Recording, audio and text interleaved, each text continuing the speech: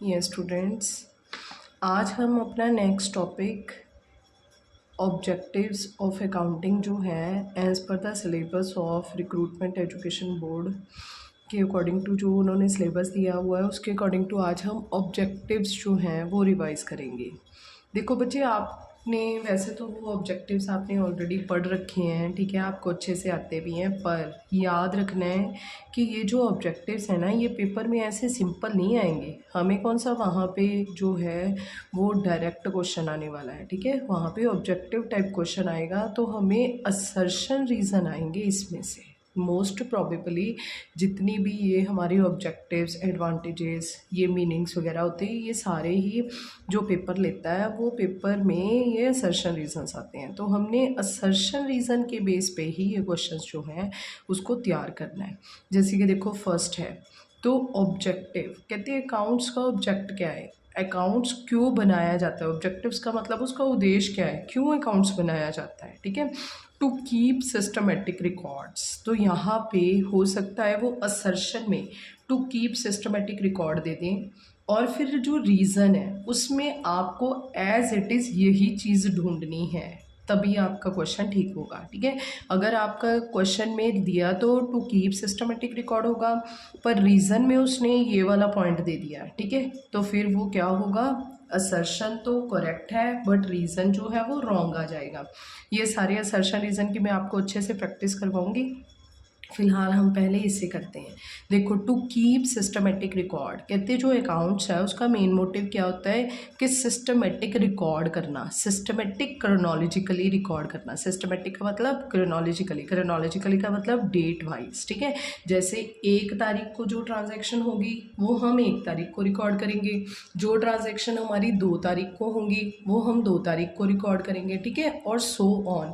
हम ऐसे करके ही सारी ट्रांजैक्शंस जो हैं वो क्या करेंगे, रिकॉर्ड करेंगे। कहते अकाउंटिंग इज डन, जो हमारा अकाउंट्स है वो कैसे किया जाता है, जो अकाउंटिंग है, कहते अकाउंटिंग जो है is done to keep a systematic and complete record. Systematic record होगा, डेट वाइज रिकॉर्ड होगा, financial transaction according to the specified principles to avoid the possibility of omissions and fraud, ताकि omissions का मतलब कोई चीज़ रह ना जाए, हम भूल ना जाएं, ठीक है, या फिर कोई फ्रॉड ना हो जाए, ठीक है ना। फ्रॉड का मतलब कोई ऐसा पर्सन ना हो जिसको ट्रांजैक्शन हुई तो 1 लाख की थी पर शो हो जाए 10 लाख की, 20 लाख की, ठीक है। तो हमारा उद्देश्य जो है, ऑब्जेक्टिव है, वो ये होता है कि हमने सिस्टमेटिक और कंप्लीट रिकॉर्ड बनाना है, ठीक है, हमारी जो अकाउंट्स है उसका। नेक्स्ट है टू प्रोटेक्ट बिजनेस प्रॉपर्टीज, ठीक है, बिजनेस के जितने भी एसेट्स हैं, ठीक है, उनको हमने क्या करना है, प्रोटेक्ट करना है, उनको बचाना है। कैसे बचा सकते हैं उनको, अगर हमारे पास, अगर हमें पहले ही, अब देखो जैसे कि मान लो अगर आप अपने घर का सारा खर्चा पहले ही सोच समझ के प्लान करके चलें कि अगर हमारे घर में हमारे पेरेंट्स की जो इनकम है, अगर मान लो मदर जो है वो देखे कि मेरे हस्बैंड की जो इनकम है वो डेली मंथली इनकम जो है वो नियर अबाउट टू 80,000 आ रही है, तो उस 80,000 को मैंने कैसे कैसे अपने खर्चों में पूरा करना है, ठीक है, प्लान करके चलेंगे, तो ऑब्वियसली आपका जो खर्चा है वो क्या होगा, लिमिटेड होगा, ठीक है। बट इन केस आप ऐसा नहीं करके चलते, ठीक है, तो वो क्या हो जाएगा, आपके पास at the end of the month वो पैसे जो हैं वो ख़त्म हो जाएंगे, ठीक है। तो इसलिए जो हमारा अकाउंट्स है वो क्या करता है, हमारी प्रॉपर्टीज़ को बचाने में, प्रोटेक्ट करने में हमारी हेल्प करता है। Accounting provide protection to business property from unjustified unwarranted use, ठीक है, ना तो उसका गलत यूज़ हो जाए ना अनवारंटेड यूज़ हो, ठीक है। The possible on accounting supplying information, वो हमें किस तरह की इंफॉर्मेशन देता है, amount of proprietors fund invested in the business, ये हमें बताता है कि जो भी हमारे प्रोप्राइटर ने बिजनेस में पैसा लगा रखा है, इन्वेस्ट कर रखा है, ठीक है, तो उसको हमने कैसे प्रोटेक्ट करना है, बचाना है, उसे टाइम टू टाइम कैसे ब्याज देने हैं, इंटरेस्ट देने हैं। How much the business has to pay to others, ठीक है, कैसे अपने मालिकों को देने हैं पैसे, कैसे बाहर वालों को देने हैं, ठीक है, और recover from others time to time, ये हमें ये भी बताता है कि किस पर्सन से कितने पैसे लेने हैं। क्यों? क्योंकि इसमें हमने सारा सिस्टमेटिक रिकॉर्ड कर रखा होता है, हमें ये पता चलता है कि कौन से डेटर से हमें कितना पैसा आने वाला है।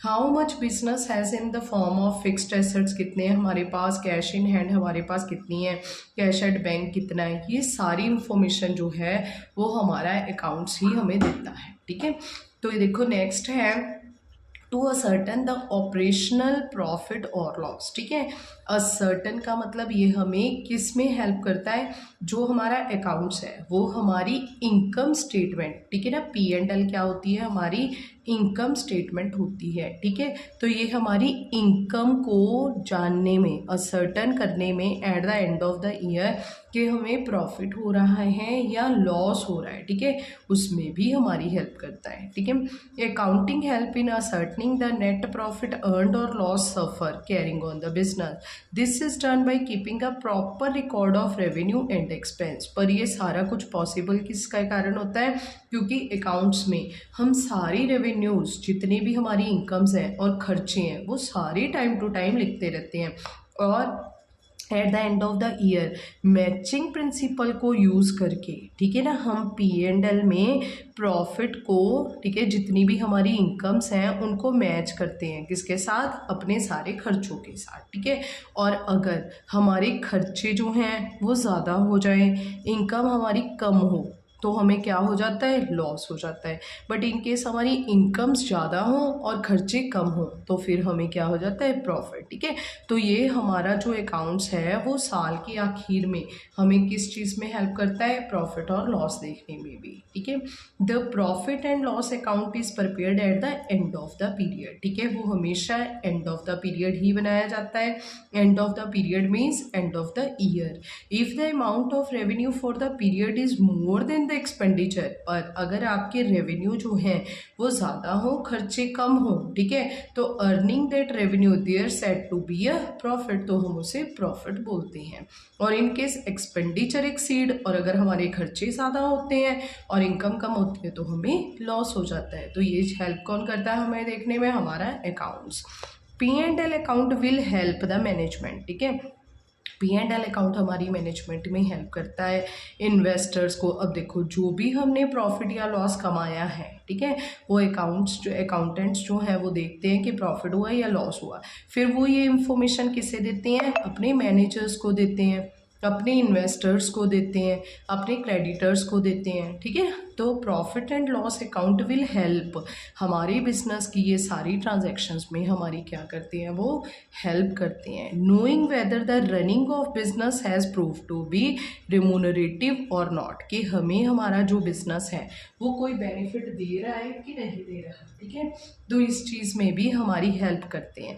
इन case has not prove to be remunerative, पर अगर हमें ऐसा लगता है कि हमारा बिजनेस तो ना रेम्यूनरेटिव नहीं है, प्रॉफिटेबल नहीं है हमारे लिए, the cause of such a state affair is investigated. ठीक है, फिर ये देखा जाता है कि कहाँ पे कॉज है, कहाँ पे कारण है। ठीक है, क्यों हमारा जो प्रॉफिट है वो बढ़ नहीं रहा, क्यों हमारे खर्चे जो हैं वो ज़्यादा। अब देखो, जो अगर हमारी फैमिली में भी ना हम अपने डेली के खर्चे लिखने शुरू कर दें, आप देखना एक डायरी लगा लो, अपने डेली के खर्चे अपने घर में लिखा करो, जो भी खर्चा होता है, तो ऑटोमेटिकली आप अपने खर्चों को क्या कर देते हो, कम कर देते हो, अननेसेसरी खर्चे आपको फील होना शुरू हो जाता है। ठीक है, तो इसी तरह से बिजनेस में होता है, जब हमें लगने लग जाता है ना कि हमारा बिजनेस प्रॉफिटेबल नहीं है, ठीक है, तो हम क्या करते हैं, उस खर्चों को कम कर देते हैं, कॉस्ट को देखते हैं। Such a state of affair is investigated किया जाता है, necessary remedial steps are taken. ठीक है, और फिर हम उसी के अकॉर्डिंग टू रेमेडियल स्टेप जो हमारे स्टेप्स हैं वो लेते हैं। To ascertain the financial position of business. ठीक है, ये हमारी P&L अकाउंट हमारी इनकम स्टेटमेंट होती है, वो हमें इनकम देखने में हेल्प करता है। ठीक है, कि हमें प्रॉफिट हो रहा है या लॉस हो रहा है। इसी तरह से ही जो हमारी बैलेंस शीट होती है, ठीक है ना, इसी तरह से जो हमारी बैलेंस शीट होती है eight the end of the year बनाई जाती है, वो हमें क्या देखने में हेल्प करती है, वो हमारी फाइनेंशियल पोजीशन देखने में हेल्प करती है। ठीक है, फाइनेंशियल पोजीशन का मतलब कि हमारे पास लायबिलिटीज़ कितनी है, लोगों के पैसे देने वाले कितने हैं, और हमारी असेट्स कितनी हैं, हमने कितनी प्रॉपर्टी है हमारे पास। ठीक है, तो ये जो बिजनेस है, ठीक है, जो अकाउंट्स है, यही हमें ये हेल्प करता है देखने में। The profit and loss account shows the profit and loss made by the business during the account particular period. Most important question, most important question. ये क्वेश्चन पता नहीं कितनी बार ही जो हमारा मास्टर कैड है उसमें पूछा गया है, ठीक है ना। बहुत बार ये क्वेश्चन को रिपीट हो चुका है कि जो हमारा P&L अकाउंट है ना, P&L अकाउंट, ठीक है ना, वो कब बनाया जाता है। तो आपने उसका आंसर देना है अ पर्टिकुलर पीरियड, ठीक है ना। ड्यूरिंग भी आ सकता है, हो सकता है पेपर में लिखा हो ड्यूरिंग अ पर्टिकुलर पीरियड, ठीक है। तो ड्यूरिंग अ पर्टिकुलर पीरियड में बनाया जाता है जब एक आपका पीरियड चल रहा होता है। Most of the time question paper में आंसर बच्चे लिख के क्या आते हैं, वो eight the end of the year, ठीक है। वहाँ पे ऑप्शन में ये भी लिखा होगा eight the end of the year. जब मैं आपको वहाँ पे पेपर की सारी रिवीजन करवा रही होंगी ना, सारे MCQs, तब आप देखना ये क्वेश्चन कितनी बार ही पेपर में रिपीट हो चुका है, ठीक है। तो ये क्वेश्चन को टिक लगा लो। मोस्ट इम्पॉर्टेंट क्वेश्चन है कि यहाँ पे पूछा जाएगा कि जो P&L अकाउंट है वो कब बनाया जाता है। तो आपने लिखना है during a particular period. During भी आ सकता है, वैसे मोस्टली पेपर में यही छोटे से वर्ड से लिखा होता है अ पर्टिकुलर पीरियड में ही, ठीक है। आपने अपना answer eight the end of the year नहीं देना, जबकि हमने यहाँ पे जब भी बनाया है अपना P&L अकाउंट जो है वो एंड ऑफ द ईयर ही बनाया होता है, पर हमारा आंसर वो गलत हो जाएगा, ठीक है। However, it is not enough। कहता सिर्फ P&L बनाना जो है वो इनफ नहीं है। The businessman must know about the financial position, ठीक है। सिर्फ ये देखना कि हमारी कितनी इनकम आ रही है ये हमारे लिए ज़रूरी नहीं है। हमने साइड बाय साइड ये भी देखना है कि हमारी फाइनेंशियल पोजीशन क्या चल रही है। अब देखो, पेरेंट्स के पास इनकम आ रही है 80,000 हो रही है, फिर इंक्रीमेंट्स लग रहे हैं 1 लाख हो गई है, तो सिर्फ इनकम ही देखना पेरेंट्स के लिए ज़रूरी नहीं होता। वो ये भी देखते हैं कि हमारी प्रॉपर्टीज़ कितनी बन रही है, कितना हम गोल्ड खरीद रहे हैं, कितने हमारे पास प्रॉपर्टीज़ हैं, ठीक है। तो बिजनेस के लिए भी सेम ऐसे ही होता है। Businessman must know about the financial position, where he stands, what he owns, ठीक है। कितना उसने ओन कर रखा है, कितना उसने दिया हुआ है, कितना लिया हुआ है, ठीक है। लायबिलिटी भी देखता है और एसेट्स भी। This object is served by balance sheet, ठीक है। और ये कौन दिखाता है, बैलेंस शीट। बैलेंस शीट आपकी क्या दिखाती है, position statement. Most important question. ये सारे MCQs हमारे पेपर में आए हुए हैं। जो आपकी फाइनेंशियल पोजीशन है या फिर पोजीशन स्टेटमेंट, मोस्टली इसे इनकम स्टेटमेंट बोला जाता है, इसे पोजीशन स्टेटमेंट बोला जाता है, ठीक है।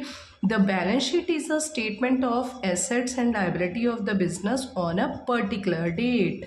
Most important question, most important question. अब देखो, आज के पेपर उसमें हमने 3 ऐसे MCQs किए हैं जो रिपीटेड है और ये आपके पेपर में पक्का आएंगे, ठीक है। It serve as barometer. जैसे अगर हमें बुखार हो जाता है, ठीक है ना, टेम्परेचर देखने के लिए हम थर्मामीटर की यूज़ करते हैं ना, इसी तरह से ही जो हमारा अकाउंट्स है वो भी एक बैरोमीटर है for ascertaining the financial health of business, ठीक है।